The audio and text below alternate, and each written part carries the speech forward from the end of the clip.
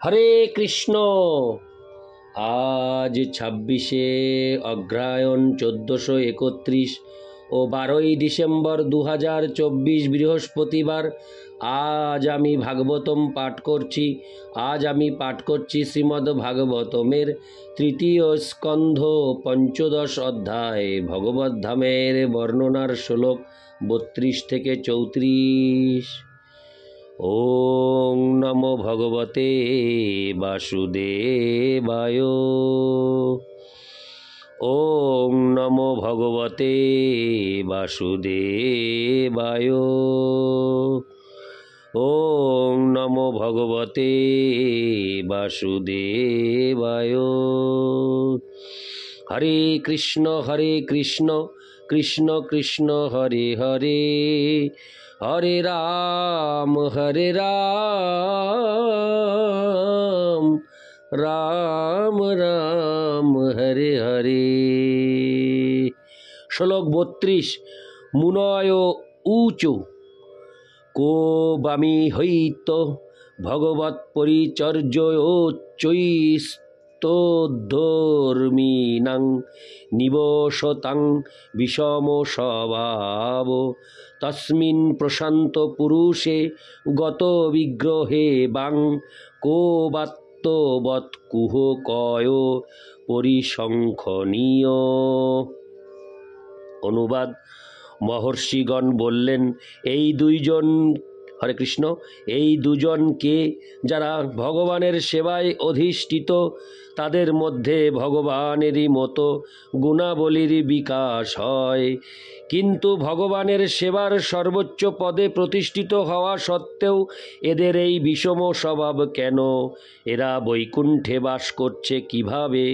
বৈরী ভাবাপন্ন মানুষের ভগবানের ধামে প্রবেশ সম্ভব হয়েছে কিভাবে? ভগবানের কোনো শত্রু নেই, তাহলে কে তার প্রতি ঈর্ষাপরায়ণ হতে পারে? সম্ভবত এই দুই ব্যক্তি ভণ্ড, তাই তারা অন্যদেরও তাদেরই মতো বলে মনে করে। তাৎপর্য: বৈকুণ্ঠবাসী ও জড় জগতের অধিবাসীদের মধ্যে পার্থক্য হচ্ছে এই যে, বৈকুণ্ঠ লোকের অধিবাসীরা সর্বদাই পরমেশ্বর ভগবানের সেবায় যুক্ত এবং তারা ভগবানের সমস্ত সদ্গুণে বিভূষিত। মহাজনগণ বিশ্লেষণ করেছেন যে, কোনো বদ্ধ জীব যখন মুক্ত হয় এবং ভগবানের ভক্ত হয়, তখন তার মধ্যে ভগবানের গুণাবলীর প্রায় ৭৯% সদ্গুণ বিকশিত হয়। তাই বৈকুণ্ঠ লোকে ভগবান ও তার ভক্তদের মধ্যে কোনো রকম বৈরী ভাবের কোনো প্রশ্ন ওঠে না। এই জড়জগতে নাগরিকেরা রাষ্ট্রপ্রধানের প্রতি শত্রুভাবাপন্ন হতে পারে, কিন্তু বৈকুণ্ঠে সেই রকম কোনো মনোভাব নেই। সমস্ত সদ্গুণগুলি সম্পূর্ণরূপে বিকশিত না হলে বৈকুণ্ঠ লোকে প্রবেশ করার অনুমতি পাওয়া যায় না। সদ্গুণ কথাটির মূল তত্ত্ব হচ্ছে পরমেশ্বর ভগবানের শরণাগতি স্বীকার করা। তাই দুজন দ্বারপাল যখন মহর্ষিদের বাধা দিয়েছিলেন, তখন তাদের সেই আচরণ বৈকুণ্ঠোচিত হয়নি এবং তা দেখে সেই মহর্ষিরা বিস্মিত হয়েছিলেন। এখানে বলা যেতে পারে যে, দ্বারপালের কর্তব্য হচ্ছে কাকে প্রাসাদে প্রবেশের অনুমতি দেওয়া হবে এবং কাকে দেওয়া হবে না তা নির্ধারণ করা।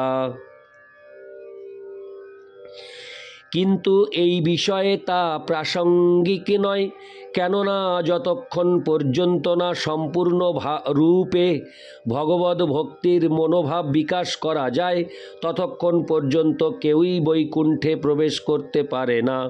ভগবানের কোনো শত্রুই বৈকুণ্ঠে প্রবেশ করতে পারে না।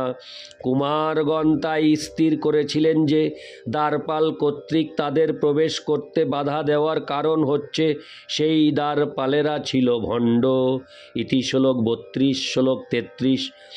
ন হন্তরং ভগবতীহ সমস্ত কুক্ষাবাত্তানমাত্তনি নভ নভ শিব ধীরা পশ্যন্তি যত্র যুবয় সুরলিঙ্গিন কিং বুৎপদী হরে কৃষ্ণ কিং বুৎপাদিতং উদ্দর ভেদি ভয়ং যত হর্ষ।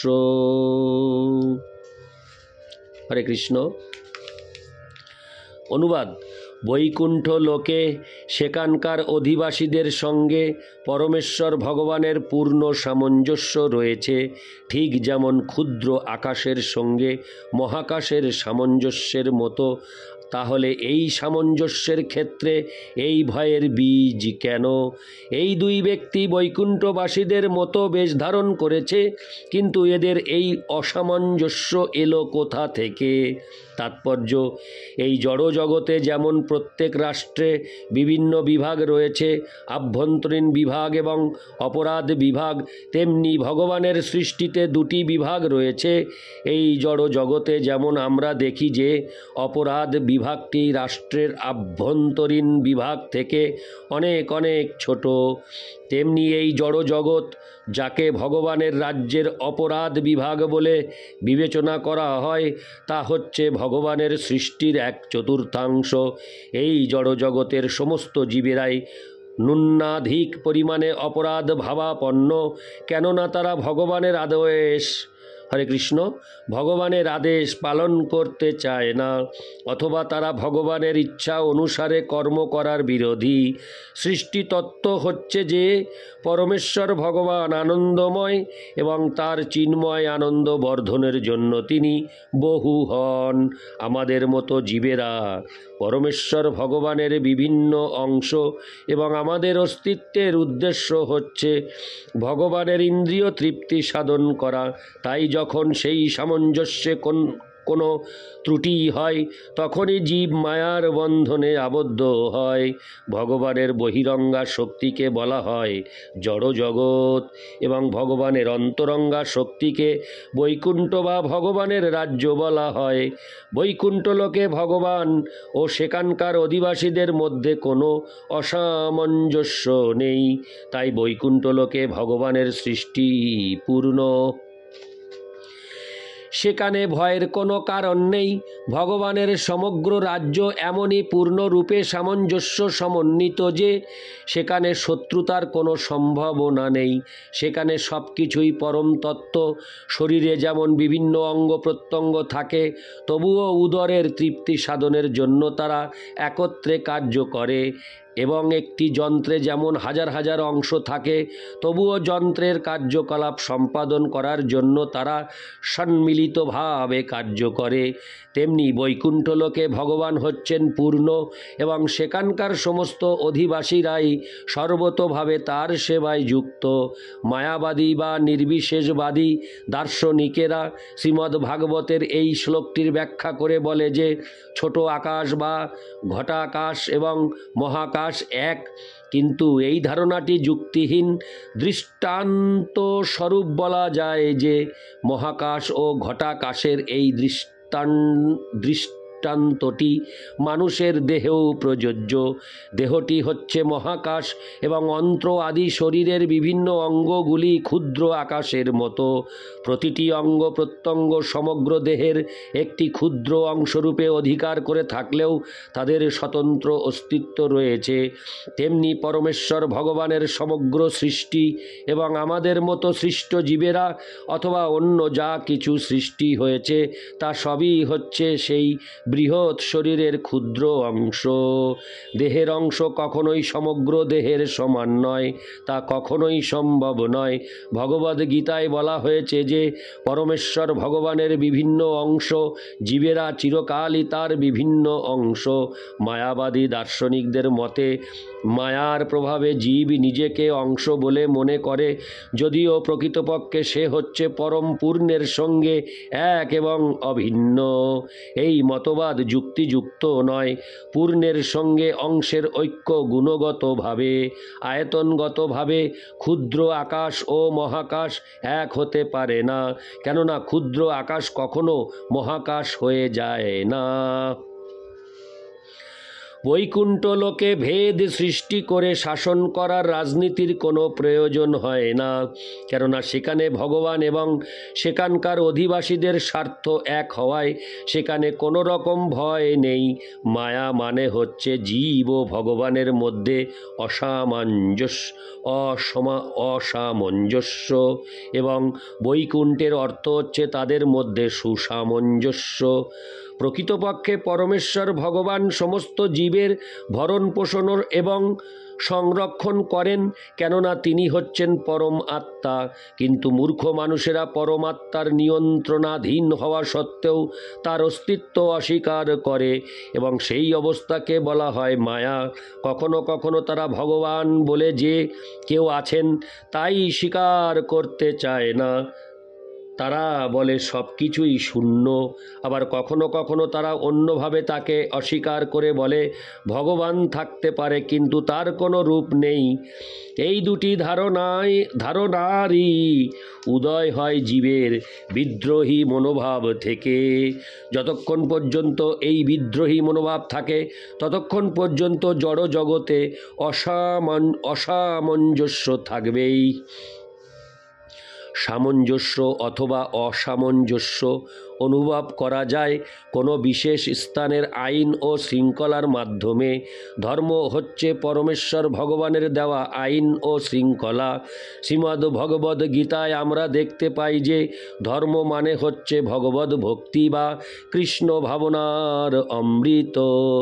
শ্রীকৃষ্ণ বলেছেন, অন্য সমস্ত ধর্মের সিদ্ধান্ত পরিত্যাগ করে কেবল আমার শরণ গ্রহণ করো, এটি হচ্ছে ধর্ম।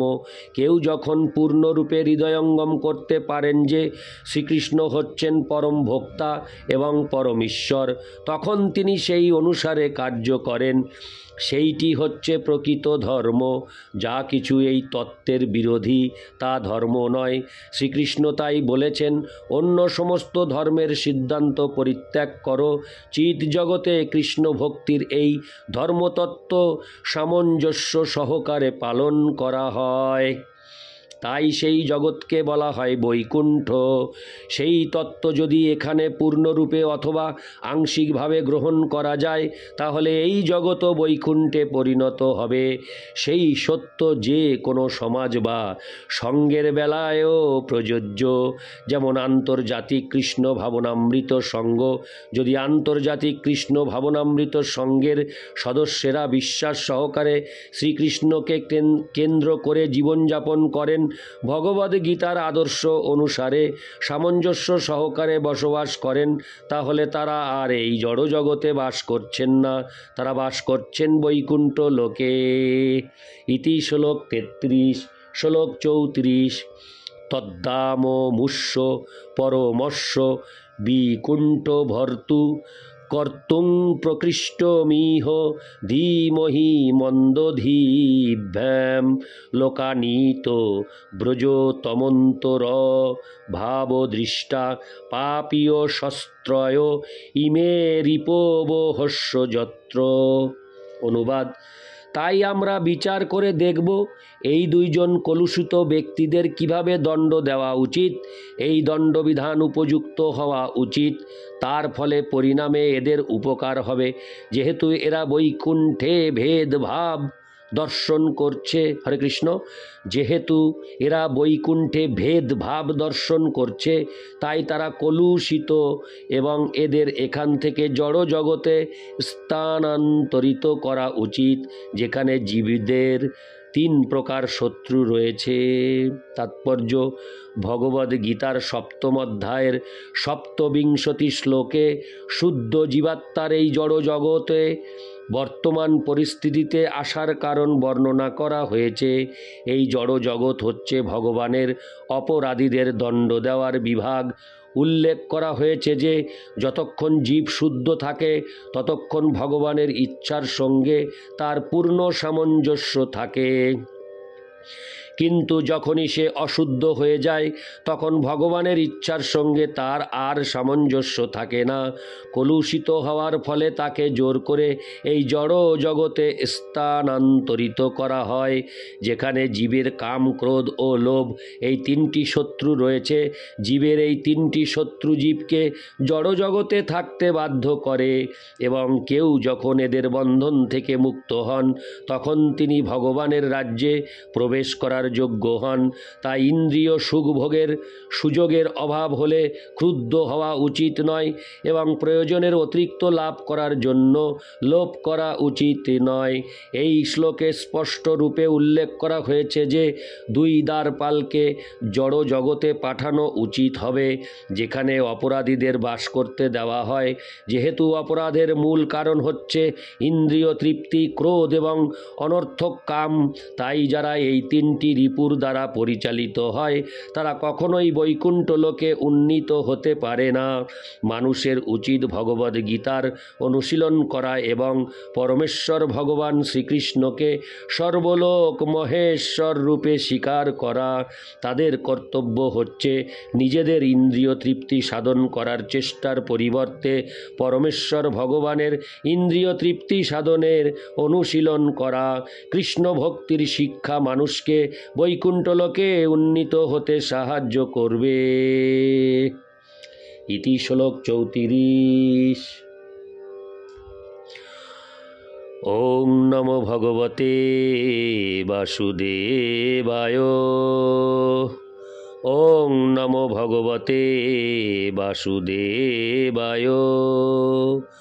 ওম নমো ভগবতে বাসুদেবায়। হরে কৃষ্ণ কৃষ্ণ কৃষ্ণ হরে হরে, হরে রাম রাম রাম হরে হরে। হরে কৃষ্ণ।